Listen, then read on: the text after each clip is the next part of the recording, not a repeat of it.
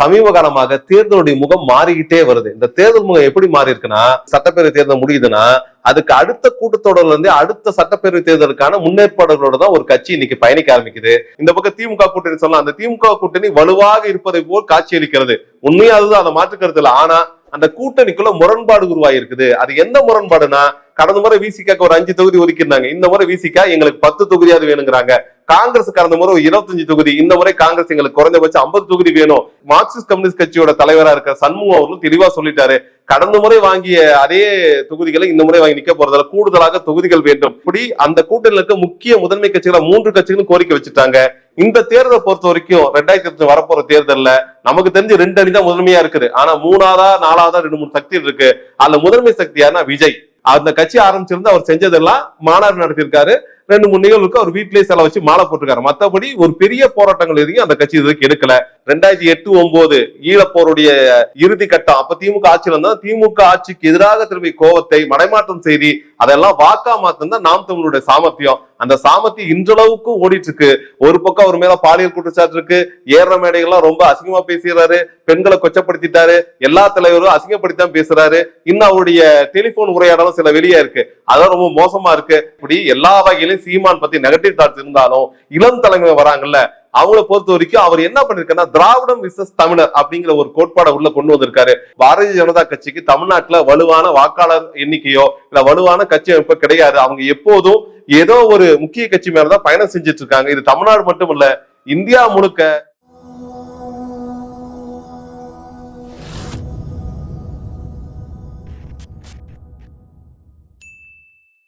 இன்னும் தமிழ்நாட்டுல சட்டப்பேரவை தேர்தல் நடக்க கிட்டத்தட்ட 1 வருட காலம், 12 மாதம் நம்ம கையில என்ன இருக்குங்களா, 10 மாதங்கள் இருக்கு நம்ம கையில. ஆனா இப்பவே என்ன ஆயிடுச்சுன்னா, தேர்தல் களம் சூடு பிடிச்சிருக்கு. பொதுவா தேர்தல் அப்படிங்கிறப்ப நம்ம மனதுக்கு என்ன வரும்னா, தேர்தலுக்கு ஒரு 3 மாதம் முன்னாடி இருந்து அரசியல் கட்சிகள் வந்து கூடுவாங்க, பேசுவாங்க, வேட்பாளர் தேர்ந்தெடுப்பாங்க, மக்களை வந்து சந்திப்பாங்க, ஒரு 40 நாள் பிரச்சாரம் நடக்கும், அதன் பிறகு தேர்தல். இதுதான் நம்ம வழக்கமா பார்த்துட்டு இருந்த தேர்தல். ஆனா சமீப காலமாக தேர்தலுடைய முகம் மாறிக்கிட்டே வருது. இந்த தேர்தல் முகம் எப்படி மாறி இருக்குன்னா, அந்த தேர்தல் முடிந்த, அதாவது ஒரு சட்டப்பேரவை தேர்தல் முடியுதுன்னா அதுக்கு அடுத்த கூட்டத்தொடர்ல இருந்து அடுத்த சட்டப்பேரவை தேர்தலுக்கான முன்னேற்பாடுகளோட தான் ஒரு கட்சி இன்னைக்கு பயணிக்க ஆரம்பிக்குது. அதை வச்சுதான் கூட்டணி இப்படி எல்லாத்தையும் முன்னாடியே முடிவு செஞ்சுறாங்க. ஏன்னா இந்த கடைசி நேர கூட்டணி, இந்த கடைசி நேர கட்சி பணிகள்ங்கிறது மக்கள்கிட்ட முழுமையா போய் சேர மாட்டேங்குது. கூடுதலா இந்த தேர்தல் வெற்றிங்கிறது எட்டாக்கணி அப்படின்னு தான் சொல்லணும். ஏன்னா தேர்தல் வெற்றிக்காக மிக கடுமையா உழைக்க வேண்டி இருக்குது, பணம் செலவு பண்றோம், நேரம் செலவு பண்றோம். அதே நேரத்தில் மக்களை போய் சென்றடைய முடியுதானா மிகப்பெரிய கேள்வியா இருக்குது. மக்கள் தொகை அதிகமாயிட்டே இருக்கிறதுனால மக்களை சந்திக்கிறதுக்கு நேரம் பத்தலங்கிறத கணக்குல கொண்டு, 2வது மக்கள் மனதுல ஆழ பதிந்த ஒரு விருப்பம் தான் தேர்தல் போது வெளிப்படும். எந்த கட்சின்னு விரும்பணும்ல, அதற்கான வேலைகளை தான் இன்னைக்கு எல்லா கட்சியிலும் செய்ய ஆரம்பிச்சிருக்காங்க. அந்த வகையில தேர்தல்ல ஒரு முத்தாய்ப்பா, ஏற்கனவே நமக்கு தெரியும் திமுக தலைமையிலான கூட்டணி தமிழ்நாட்டுல வலுவா ஆட்சியில இருக்காங்க, எந்த பிரச்சனையும் கிடையாது. அந்த கூட்டணியில பெரிய குழப்பம் வரல, சிறு சிறு சலசலப்புகள். ஆனா இதுக்கு எதிர்முகாம்ல இருக்க அதிமுக தரப்புங்கிறது கடந்த நாடாளுமன்ற தேர்தலில் தனித்து நின்னாங்க. அதிமுகவும் தேமுதிக இவங்கதான் மிகப்பெரிய கட்சிகளை ஒன்றிணைந்து நின்னாங்க. பிஜேபி தனியா தேர்தலை இது கொண்டது. இந்த பக்கம் பார்த்தா திமுக கூட்டணி நின்றுச்சு. அதுல திமுக 40 தொகுதி வென்றுட்டாங்க, 39+1 பாண்டிச்சேரியை சேர்த்து 40 தொகுதி வென்றுட்டாங்க. அதுல இருந்தே அதிமுக உடைய தோல்வியை பத்தி பல விமர்சனங்கள், அதே போல பிஜேபி ஏன் வெற்றி இழந்ததுன்னா அதுக்கு அதிமுக கூட்டணியில இருந்தா வெற்றி வாங்கியிருக்கலாம் அப்படின்னு இப்படி விமர்சனமும் ஆதரவான கருத்துன்னு மாறி மாறி வந்துட்டு இருந்துச்சு. அந்த சூழல்ல எடப்பாடி பழனிசாமி தொடர்ச்சியா என்ன சொல்லிட்டு இருந்தாருன்னா, எக்காலத்திலும் நாங்க பிஜேபி கூட கூட்டணி சேர மாட்டோம். அதுக்கு முக்கிய காரணம் தமிழ்நாட்டுடைய பிஜேபி தலைவராக இருந்த அந்த காலகட்டத்தில் இருந்த அண்ணாமலை ஐபிஎஸ். அவர் வந்து அதிமுக கடுமையா விமர்சனம் பண்ணி எடப்பாடியை கீழ்த்தரமெல்லாம் பேசினாரு. அதனால நாங்க அந்த கூட்டம் நீடிக்க முடியாது. மேல இருக்க மோடிக்கும் அமித்ஷாவுக்கும் அதிமுக பத்தி தெரியும். நேற்று பெஞ்ச மலையில இன்னைக்கு முளைச்ச காலானா இருக்கிற அண்ணாமலைக்கு அதிமுக வலு பத்தி இல்ல மக்கள் செல்வாக்கு பத்தி தெரியல. அவர் அசிங்கமா பேசுறாரு. அதை இங்க இருக்க பிஜேபி காரங்க பார்த்துட்டு இருக்கிறது என்னால பொறுத்துக்க முடியல. ஆனா அந்த கூட்டணிக்கு போகவே மாட்டேன்னாரு. இததான் மனசுல வச்சுக்கிட்டு மேல இந்த பிஜேபி மேலிடம் என்ன முடிவு பண்றாங்கன்னா, அடுத்து வர தேர்தல் 2025 சட்டமன்ற தேர்தல கண்டிப்பாக தமிழ்நாடு சட்டப்பேரவையில பிஜேபியுடைய உறுப்பினர் எண்ணிக்கை அதிகமாகணும். குறைஞ்சபட்சம் ஒரு 25 உறுப்பினராச்சு பாஜக இருந்து அங்க இடம் பிடிக்கணும். அப்ப அதுக்கு ஒரே வாய்ப்பு அதிமுக உடைய கூட்டணி இல்லாமல், தயவு இல்லாமல் சாத்தியம் அவங்க நல்லா தெரியும். ஏன்னா எக்காலத்திலும் பாரதிய ஜனதா கட்சிக்கு தமிழ்நாட்டுல வலுவான வாக்காளர் எண்ணிக்கையோ இல்ல வலுவான கட்சி அமைப்பு கிடையாது. அவங்க எப்போதும் ஏதோ ஒரு முக்கிய கட்சி மேலதான் பயணம் செஞ்சுட்டு இருக்காங்க. இது தமிழ்நாடு மட்டும் இல்ல, இந்தியா முழுக்க பிஜேபி ஒரு சில மாநிலங்கள் தவிர ஏனைய மாநிலங்கள்ல அங்க இருக்கிற ஒரு அரசியல் கட்சி, செல்வாக்கான அரசியல் கட்சியா இருக்கும். அந்த அரசியல் கட்சியில இருக்கிற வீக்னஸ் சொல்லுவோம்ல, அங்க இருக்க குறைபாடுகளை கையில எடுத்துக்கிட்டு, இல்ல அவங்க செஞ்ச ஊழல் இதெல்லாம் கையில வச்சுக்கிட்டு மிரட்டி அந்த கூட்டணியில சவாரி செஞ்சு பின்னாடி என்ன பண்ணுவாங்கன்னா பிஜேபி அந்த இடத்த புடிச்சிடும். அதுக்கு ரொம்ப சிறந்த உதாரணம் ஒடிசா. ஒடிசால என்ன பண்ணாங்கன்னா, முன்னாடி இருந்த பிஜு பட்நாயக் ரெண்டா உடைச்சாங்க, அங்கிருந்து ஒருத்தர் தன்னுடைய கூட்டணி கொண்டு வந்தாங்க. பின்னாடி இன்னைக்கு என்னாச்சுன்னா அங்க பிஜேபி ஆட்சிக்கு வந்துருச்சு. அதே போல கர்நாடகால முன்னாடி அப்படிதான் நடந்துச்சு. அதே போல மத்திய பிரதேசல அதான் நடந்துச்சு. இப்படி எல்லா மாநிலங்களிலும் பிஜேபி தனித்து வெற்றி பெற்றதை விட வேறு கட்சிகளை உடைத்தோ சிதைத்தோ இல்ல அதோட முதுகுல சவாரி செஞ்சோதான் ஜெயிச்சிருக்காங்க. அதே பாணியில தற்போது ஏற்கனவே அதிமுக பிஜேபி கூட்டணி பலமுறை இருந்திருக்கு. ஆனா ஒரு சிறிய காலகட்டத்துல இல்லாம இருந்ததுனால பிஜேபி பின்னடைவு சந்திச்சிருக்கு. இந்த பின்னடைவை சீர் செய்யறதுக்காக இந்த முறை அதிமுகவுடைய தலைமையாக இருக்கின்ற எடப்பாடி பழனிசாமி அவருடைய மனம் குளிரும் வண்ணம் பிஜேபி என்ன செஞ்சிருக்காங்கன்னா, அதோடைய மாநில தலைவர் பதவியில இருந்து அண்ணாமலை கீழே இருக்கிட்டு அதுக்கு பதிலா நயினார் நாகேந்திரன் அந்த மாநில தலைவர் பதவியை உட்கார வச்சாங்க. முக்கியமான விஷயம், இந்த நயினார் நாகேந்திரன் கடந்த காலங்களில் அதிமுக பயணம் செஞ்சு அமைச்சரா இருந்தவர் ஜெயலலிதா காலத்துல. அப்படியாப்பட்டவர் இங்க பிஜேபி தலைமையை கொண்டு வந்ததுனால அதிமுகவுக்கும் பிஜேபி நெருக்கம் கொஞ்சம் அதிகமாச்சு. அதன் விளைவாக என்ன ஆச்சுன்னா, அதிமுக பிஜேபி கூட்டணி உருவாயிடுச்சு. அதுக்கான பிரஸ் மீட்ல கூட கடைசி நேரம் வரைக்கும் பிஜேபியோட அதிமுக கூட்டணி வைக்கும்னு கேட்டப்ப கூட அதுக்கு முதல் நாள் கூட நம்ம எடப்பாடி என்ன சொல்றாங்க, இல்லங்க எந்த காலத்தையும் கிடையாது. அதே போல டெல்லிக்கு போற எடப்பாடி பழனிசாமி நான் அங்க யாரையும் சந்திக்க மாட்டேன் அப்படிங்கிறாரு. கடைசி அமித்ஷா வீட்டுல போய் ஒரு 2 மணி நேரம் சந்திப்பு நடக்குது. இப்படி தொடர் நிகழ்வு அடிப்படைய கடைசியா பிஜேபி அதிமுக கூட்டணி உருவாயிடுச்சு. இந்த கூட்டணி உருவானோன்னு ஒரு பக்கம் என்ன சொன்னா, எப்படி பார்த்தாலும் அதிமுக ஒரு திராவிட சித்தாந்தத்தின் அடிப்படையில் வந்த கட்சி, அது பெரியார் மற்றும் அண்ணாவை ஏற்றுக்கொண்ட கட்சி. அந்த கட்சி இந்த கூட்டணி சேர்ந்ததுனால அதிமுக இருக்க பெரியாரிஸ்டுகள், அதிமுக இருக்க முற்போக்குவாதிகள், அதிமுக இருக்க ஜனநாயக சக்திகள்லாம் கோச்சுக்கிட்டு கொள்கை முரண்பட்டு அங்க இருந்து அப்படியே கிளம்பி மற்ற கட்சிகள் வருவாங்க. நாங்க அப்படி ஒண்ணும் பெருசா நடக்கல. கடைசியா நேத்துதான் என்ன இருக்குன்னா, அன்வர் ராஜா அதிமுகவுடைய சிறுபான்மை பிரிவு தலைவர் அந்த அன்வர் ராஜா அவர்கள் அங்க இருந்து பொறுப்பை உதவிட்டு நேரா திமுக சங்கமம் ஆயிருக்காரு. இது முதல் கட்டம். இன்னும் நிறைய பேர் இப்படி வருவாங்கன்னு திமுக தரப்பு வெளிப்படையா தெரிவிக்க ஆரம்பிச்சிருக்கு. அதே நேரத்துல செங்கோட்டையன் அதிமுக முக்கிய உறுப்பினர் ஒரு தலைவர் செங்கோட்டையன் என்ன சொல்லியிருக்காருன்னா, அதிமுக பிஜேபி கூட்டணி வந்ததுல இருந்து கொஞ்சம் மனக்கசப்பு தான் அதிமுக. ஆனாலும் கால ஓட்டத்தை சரி பண்ணுங்கிறாங்க. இல்ல முக்கிய விஷயம், நம்ம முன்னாடி சொன்ன மாதிரி தேர்தலுக்கு 3 மாதம் 5 மாதம் முன்னாடி இந்த கூட்டணி உருவாச்சுன்னா உடனடியா அதிமுக இருக்க தொண்டர்கள் மனநிலையை சரிப்படுத்த முடியாது.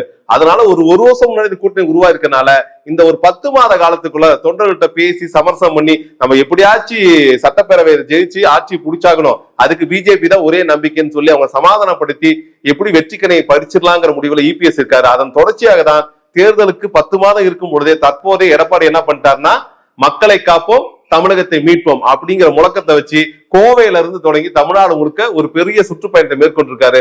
அந்த சுற்றுப்பயணத்துல அவர் தமிழ்நாட்டுல இந்த 4 வருடம் நடந்திருக்க ஆட்சி நடந்த சீர்கேடுகள் இல்ல பிரச்சனைகளை மக்கள்கிட்ட கொண்டு போய் எப்படியாச்சு மக்கள் மனதை வந்து ஆட்சியை பிடிச்சிருங்கிறாரு. ஆனா போன இடமெல்லாம் அவர் எதிர்பார்த்துக்கு எதிர்மறையாக கூட்டம் பெருசா கூடல. அப்படி வந்தவங்களும் காசுக்கு கூட்டப்பட்டவன்னு பல வீடியோக்கள் தெளிவா காட்டியிருக்கு.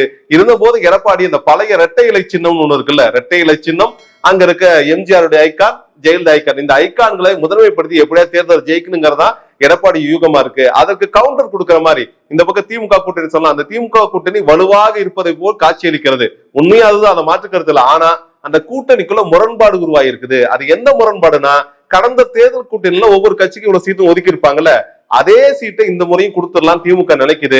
ஆனா இந்த காலகட்டத்தில் 4 வருடத்துல திமுக கூட்டணிக்கு புதிதாக 2-3 கட்சிகள் இணைஞ்சிருக்கிறாங்க. சில கட்சிகள் உடைந்து புதிய நபர்கள் உள்ள சேர்ந்திருக்காங்க.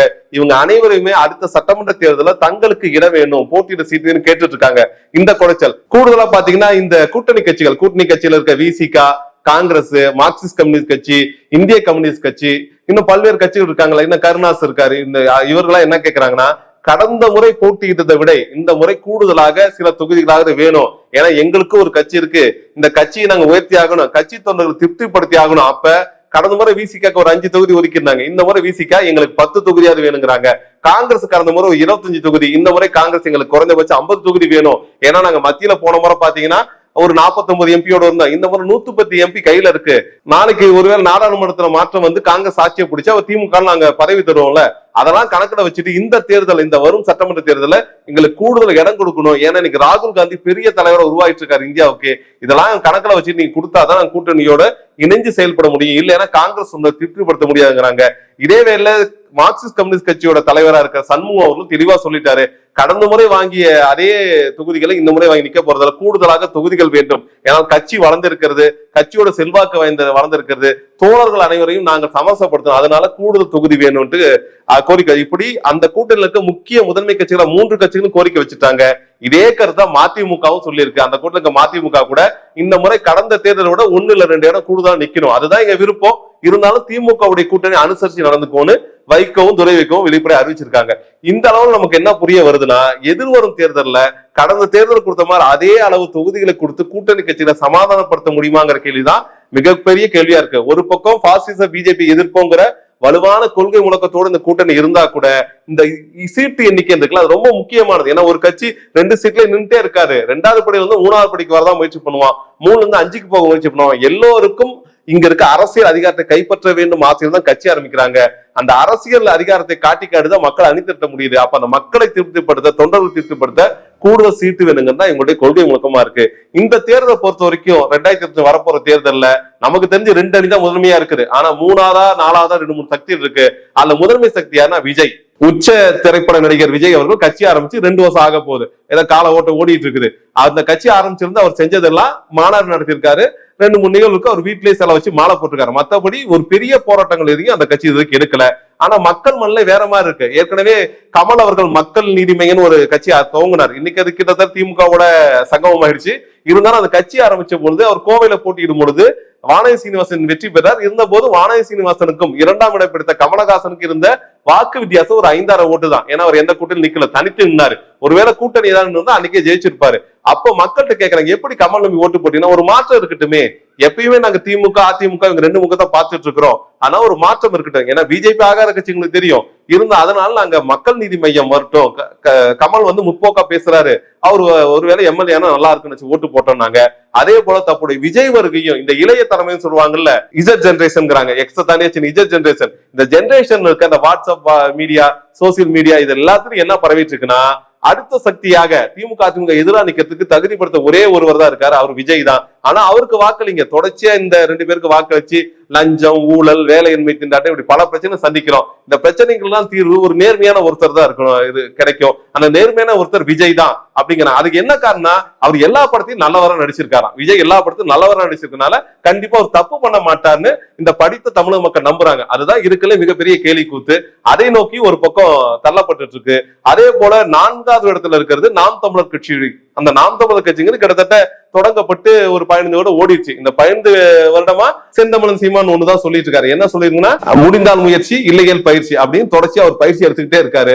அந்த கட்சி எங்கேயும் எம்எல்ஏ சீட் ஜெயிக்காட்டியும் இந்த குறைஞ்சபட்ச வாக்குமாங்கல்ல ஒரு 7 to 8% வாக்கு வங்கி எல்லா தொகுதியிலும் அந்த கட்சிக்கு இருக்கு. இதுதான் மிகப்பெரிய ஆச்சரியம். எந்த தேர்தலையும் அவங்க ஒரு நாடாளுமன்றத்தையோ சட்டமன்றத்தையோ ஜெயிக்கல. இந்த வார்டு கவுன்சில் கூட ஒரு 1-2 பேர் தனிப்பட்ட செல்வதான் ஜெயிச்சிருக்காங்க. ஆனா நாம் தமிழர் மீதான அதீத பிம்பம், அந்த பிம்பம் கட்டப்பட்ட இடம் இருக்குல்ல, 2008-9 ஈழப்போருடைய இறுதி கட்டம். அப்ப திமுக ஆட்சியில் இருந்தா திமுக ஆட்சிக்கு எதிராக திரும்பி கோவத்தை மடைமாற்றம் செய்தி அதெல்லாம் வாக்கா மாத்தம் தான் நாம் தமிழருடைய சாமர்த்தியம். அந்த சாமர்த்தியம் இன்றளவுக்கு ஓடிட்டு இருக்கு. ஒரு பக்கம் அவர் மேல பாலியல் குற்றச்சாட்டு இருக்கு, ஏற மேடைகள்லாம் ரொம்ப அசிங்கமா பேசுறாரு, பெண்களை கொச்சப்படுத்திட்டாரு, எல்லா தலைவரும் அசிங்கப்படுத்திதான் பேசுறாரு. இன்னும் அவருடைய டெலிபோன் உரையாடலும் சில வெளியே இருக்கு, அதான் ரொம்ப மோசமா இருக்கு.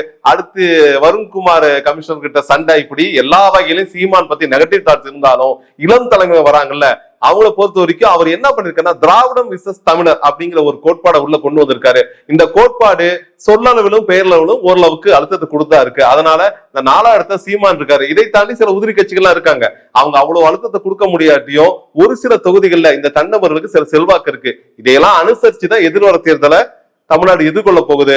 அதற்கான முத்தாய்ப்பாக தலைவர்கள் 1 வருஷத்துல இருந்து தொடங்கி பிரச்சாரம் பண்ணிக்கிட்டே இருக்காங்க.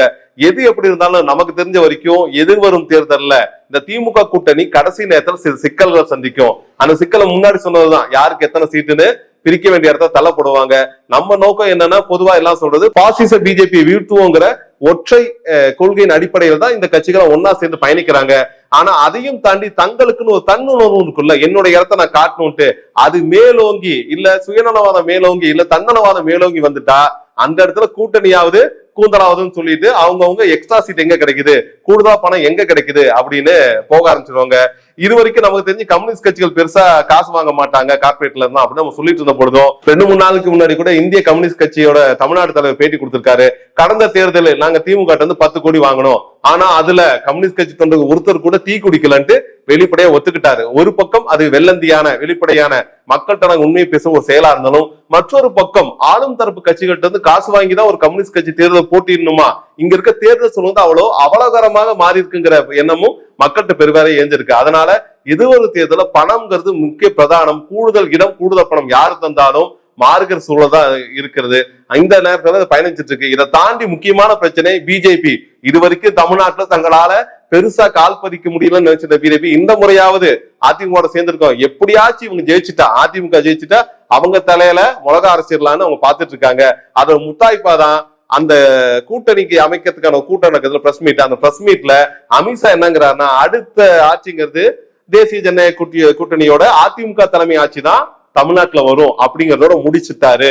ஆனா இதை வச்சு அண்ணாமலை, அதோடைய முன்னாள் தலைவர் அண்ணாமலை என்ன சொல்றாருன்னா, கண்டிப்பா அடுத்து தமிழ்நாட்டுல கூட்டணி ஆச்சுதான், கூட்டணி ஆச்சுன்னா பிஜேபியுடைய எம்எல்ஏக்களும் அமைச்சர் ஆவாங்க, கூட்டணி ஆச்சுதான் அப்புறம் என்னன்னாரு. ஆனா இபிஎஸ் தெளிவா சொல்றாரு. அமித்ஷா என்ன சொன்னார்னா, தேசிய ஜனநாயக முன்னணியோட கூட்டணி ஆச்சுதான், ஆனா அது அதிமுக தலைமையிலான ஆட்சியா தான் இருக்கும், அந்த அதிமுக தான் ஆட்சியை நடத்தும், இவங்க கூட்டணி கட்சியா வெளியில இருந்து ஆதரவா இருக்குங்கிற அளவுக்கு தான் பேசியிருக்காங்க.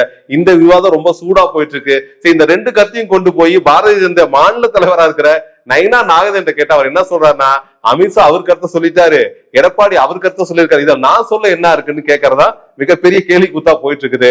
ஆக மொத்தம் பிஜேபி பொறுத்த வரைக்கும் ஒரு ஹிடன் அஜெண்டா தான். பிஜேபியோட ஃபார்முலா ஒண்ணுதான். எப்படி இந்த ஒட்டகம் குளிருக்காக கூடாரத்துக்குள்ள முதல்ல தலையை விடும், அப்புறம் காலை வைக்கும், அப்புறம் உடம்பு நுழைக்கும், அப்புறம் முழுசா உள்ள நுழைஞ்சிட்டு ஓனரை எட்டி வதைக்கும். இதைதான் அவங்க எல்லா மாநிலம் செஞ்சிருக்காங்க. அந்த வகையில பாஜக ஒன்றிய அரசுல மிக வலுவோட இருக்கிறனாலையும், பல்வேறு மாநிலங்கள் அவங்களுக்கு அதிகாரமிக்க அரசியல்வாதிகள் கிடைச்சிருக்கனாலையும், அதை வச்சு இந்த ஏற்கனவே கடந்த அதிமுக ஆட்சி 2017 இருந்து 21 அதிமுக ஆட்சி நடந்த ஊழல்கள், அங்க நடந்த குளறுபடிகள், அங்க நடந்த பேரங்கள், அங்க நடந்த கொலைகள் எல்லாத்தையும் அவங்க ஆவணப்படுத்தி வச்சுக்கிட்டு இடி அப்பப்போ ஒரு வீட்டுக்கு அமிச்சு அவங்களை மிரட்டி தான் கூட்டணி கொண்டு வராங்க. அதிமுக மேல இருக்க ஏகப்பட்ட வழக்குகள் இன்னும் விசாரணை கூட வராம இருக்கிறதுக்கு முக்கிய காரணம் ஒன்றியத்துல இருக்கிற இந்த பாஜக அரசு அதை மட்டுப்படுத்தி வச்சிருக்கதான். ஏன்னா எதிர்கட்சி மேல வழக்குன்னா உடனே இடி வீட்டுக்கு போகும், விசாரணை நடத்தும், கொண்டு போய் சிறையில வைக்கும். ஆனா இந்த அதோட கூட்டணி கட்சிகள் ஆட்சி நடத்துற இடத்தெல்லாம் பிஜேபி நடந்துக்காதுங்கிறது பல முறை தெளிவா இருக்கு. இன்னும் சிறப்பா சொல்லுவாங்க, பிஜேபிங்கிறது ஒரு பெரிய வாஷிங் மிஷின், நீங்க எவ்வளவு ஊழல் பண்ணாலும் எதிர்கட்சியில இருக்க வரைக்கும் ஊழல்வாதி, நீங்க அதுவே பிஜேபி சேர்ந்துட்டீங்கன்னா உடனே இங்க தேசியவாதி, தேசத்தை இங்க தூய்மையாளவன்னு அவங்க வெறுத்து காட்டுவாங்க. அந்த வகையில அதிமுகவும் தற்போது பிஜேபிங்கிற வாஷிங் மிஷின் போயிருக்கு. அந்த வாஷிங் மிஷின்ல இருந்து தப்பிச்சு அதிமுக இருக்க அந்த ரெட்டை பச்சையா இருக்குல்ல, அதுவாது இருக்குமான்னு தொண்டர்கள் கேள்வியா இருக்குது. எது எப்படி இருந்தாலும் இன்னும் ஒரு 10 மாதம் தேர்தல் சந்திக்க போறோம். தேர்தல் நேரம் நெருங்க இந்த கூட்டணி பேரங்கள், அந்த காட்சி மாறலாம் ஆட்சி மாறுமாங்கள், இது எல்லாம் நடக்கிறதுக்கான வாய்ப்பு எல்லா மாநிலங்களும் உண்டு. அது தமிழ் மாநிலங்களும் நடக்கும் தான் அரசியல் தெளிவா பாத்துட்டு இருக்காங்க. திமுக கூட்டணியில முதன்மை கட்சியா இருக்கிற விடுதலை சிறுத்தைகள் கட்சி ரொம்ப வாழ்ந்துகிட்டு இருக்கிறதா அவங்க தொடர்ச்சியா பரப்புரை பண்றாங்க. பல மாநாடு நடத்தி கூட்டத்தையும் காட்டியிருக்காங்க. அதே நேரத்தில் சில நேரங்களில் கருத்தியல் ரீதியாக திமுகவோட முரண்படுதலையும் விடுதலை சிறுத்தை முன்னணி நிற்கிறாங்க. மது ஒழிப்பு மாநாடாக இருக்கட்டும், இல்ல வேங்கவியல் பிரச்சனை, இப்படி பல்வேறு பிரச்சனைகள்ல ஆளும் தரப்பா இருக்க திமுகக்கும் விடுதலை சிறுத்தை நேரடி சண்டை. அல்ல திருமாவளவன் மிக கடுமையான பேசியிருக்காரு. இன்னும் விடுதலை சிறுத்தைகள் 2ஆம் கட்ட 3ஆம் கட்ட தலைவர் என்ன சொல்றாங்கன்னா, அடுத்த சட்டமன்ற தேர்தலில் கண்டிப்பாக விடுதலை சிறுத்தைக்கு 10 சீட் வேணும்னு எல்லா மேடைகளும் பேசிக்கிறாங்க. நமக்கு தெரிஞ்சு தலைமையோட உத்தரவு இல்லாம 2ஆம் கட்ட தலைவர்கள் பேசுறதுக்கு வாய்ப்பே கிடையாது. அந்த வகையில 10 இடம் கிடைக்காட்டியும் பரவாயில்ல, குறைஞ்சபட்சம் 7 இல்ல 8 இடம் வாங்கணுங்கிறதா விடுதலை சிறுத்தைகள் நோக்கமா இருக்குது. அதே வகையில அந்த கூட இருக்கிற 2ஆம் கட்ட தலைவர்கள் என்ன சொல்றாங்கன்னா, எதிர்வரும் தேர்தலில் திமுக கூட்டணி ஆட்சி அமைஞ்சா துணை முதல்வர் பதவி திருமாவளவனுக்கு அளிக்க வேண்டுங்கிற கோரிக்கை ரொம்ப வலியுறுத்தி சொல்றாங்க.